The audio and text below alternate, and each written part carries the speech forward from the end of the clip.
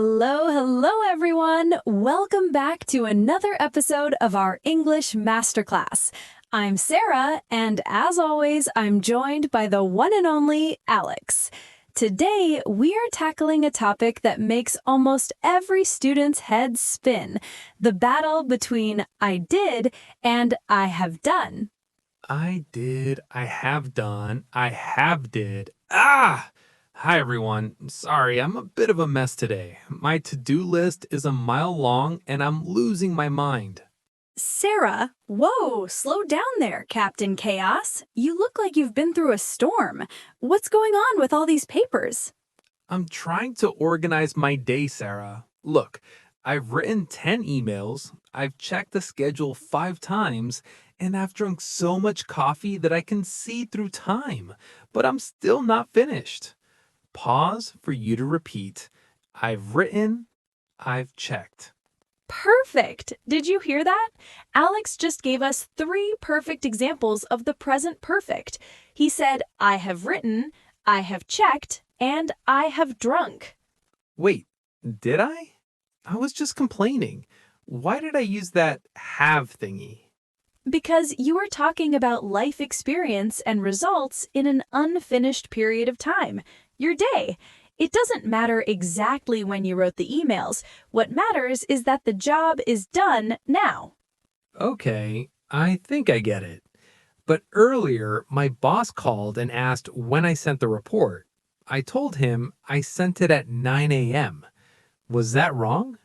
No, that was perfect. Because you mentioned a specific time, 9 a.m., you switched to the past simple. I sent. You see? If you say when, use past simple. If you care about what happened, use present perfect. Ah, man, English is tricky. I thought I was getting the hang of it, but sometimes it feels like I'm just treading water. Pause for you to repeat, getting the hang of it. Don't worry, Alex. To get the hang of something means to learn how to do it or understand it, and you are doing great. You just need to stop overthinking. Easy for you to say. You're the teacher. I'm just the guy who has forgotten where he put his car keys. Or did I forget them at home this morning? Exactly. I have forgotten, I don't have them now, versus I forgot them this morning. Specific time. You're a natural, Alex. Phew. Okay, now that we have sorted out that to-do list chaos, hopefully, let's talk about something much more exciting. Look at this beach photo of ours. It reminds me of my travels. Tell me, Alex, have you ever traveled somewhere totally exotic and wild? Pause for you to repeat. Have you ever traveled? Alex, oh, you have no idea. I might look like a beach bum, but I have been a true adventurer in my life. I have visited over 15 countries.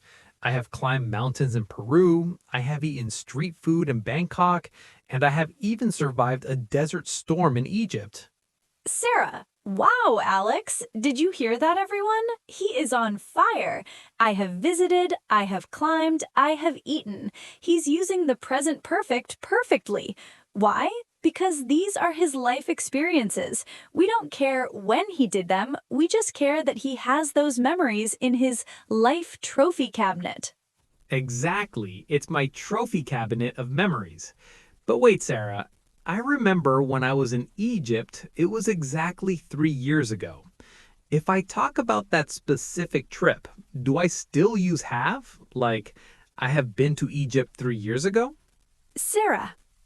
That's the most common trap. No, Alex, the moment you mention a specific finished time, like 3 years ago, in 2021, or last Tuesday, the present perfect says goodbye and the past simple takes over. You must say, I went to Egypt 3 years ago. Okay, let me try. I have seen a whale, life experience, but I saw a whale while I was on that boat trip last summer. Specific time. Is that right? Sarah, bingo, you've got it. You're really broadening your horizons today, Alex. Pause for you to repeat, broadening your horizons. Broadening my horizons? Is that like getting a bigger TV? Sarah. No, to broaden your horizons means to expand your knowledge, experience, or outlook on the world. Traveling does that, and so does learning grammar. Well, my horizons are getting so broad, I might need a bigger hat. But honestly, Sarah, I realized something. Every time I think about my trips, I feel like I've been bitten by the travel bug all over again. I'm ready to pack my bags right now. Pause for you to repeat, bitten by the travel bug. That's a great idiom. Everyone, being bitten by the travel bug means you have a very strong desire to travel. Now, before Alex runs to the airport, let's remember the rule. Experience equals have plus past participle. Specific time equals past simple. Got it. Now, did you see where I put my passport, or have you seen it anywhere? Sarah, winking. Have you seen it? Because you're looking for it now. Good job, Alex. But no, I haven't seen it. Maybe you left it in your beach bag yesterday. Sarah, wow, Alex, you have this huge grin on your face. Did you find a hidden treasure under the table, or did you just remember where you parked your car? Alex, leaning back with a satisfied smirk. Even better, Sarah. While you were busy explaining the life bucket of travel, I've just sent the final version of our beach video to the editor. Boom! Done! Pause for you to repeat, I've just sent. Sarah, clapping her hands. Look at you go. I've just sent. Everyone, listen closely. This little word just is like magic. We use it with the present perfect to talk about something that happened a few seconds or minutes ago. It's for fresh news. Exactly. It's breaking news. And that's not all. You know that giant double chocolate muffin you bought for me? I've already finished the whole thing. It didn't stand a chance. Pause for you to repeat. I've already finished. Sarah, laughing, looking at the empty plate. I have already finished. You really are fast. We use already when something happens sooner than expected. I thought it would take you at least 10 minutes to eat that, but it vanished in the blink of an eye. Pause for you to repeat, in the blink of an eye. Yeah. It was for, brain fuel. But hey, Sarah, let me test myself. If I say I finished my muffin at 1:05 p.m., that's past simple, right? Sarah, nodding, spot on, because 1:05 p.m. is a specific finished time. But when you show me your empty plate and say, I've already finished it, you are focusing on the fact that your stomach is full right now. Oh, it's definitely full. Everything is done and dusted on my side. Pause for you to repeat, done and dusted. Done and dusted. What a great idiom. Everyone, when a task is done and dusted, it means it is completely and successfully finished. But Alex, wait, I see your coffee cup. It's still half full. Okay, you caught me. I haven't finished my latte yet. I was too busy being a speedy editor and muffin eater. Pause for you to repeat, I haven't finished yet. Sarah, smiling at the camera. And there is our third word, yet. We use yet in negative sentences and questions to show that something hasn't happened up to now, but we expect it to happen soon. So I just sent the file. I already ate the cake, but I haven't finished the coffee yet. I'm basically a grammar athlete, Sarah. I'm on a roll. Pause for you to repeat, on a roll. Sarah, laughing, on a roll. Yes, you are. It means you are having a series of successes. Let's see if you can keep this success streak going in the next part. All right, Alex, take a deep breath. We are now entering the grammar danger zone. This is where even native speakers sometimes get their wires crossed. Get their wires crossed. Danger zone. Sarah, you're making me nervous. I feel like I'm in a spy movie, but my only weapon is a latte. Don't worry, Agent Alex. The danger is just a common mistake between two words, been and gone.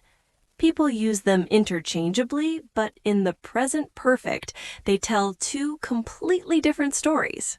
Okay, I'm ready. Hit me with your best shot. Let's use our editor Mark again. He still hasn't called me back about the beach video. I think he has been to Mars. Well, if he is still on Mars, you used the wrong word.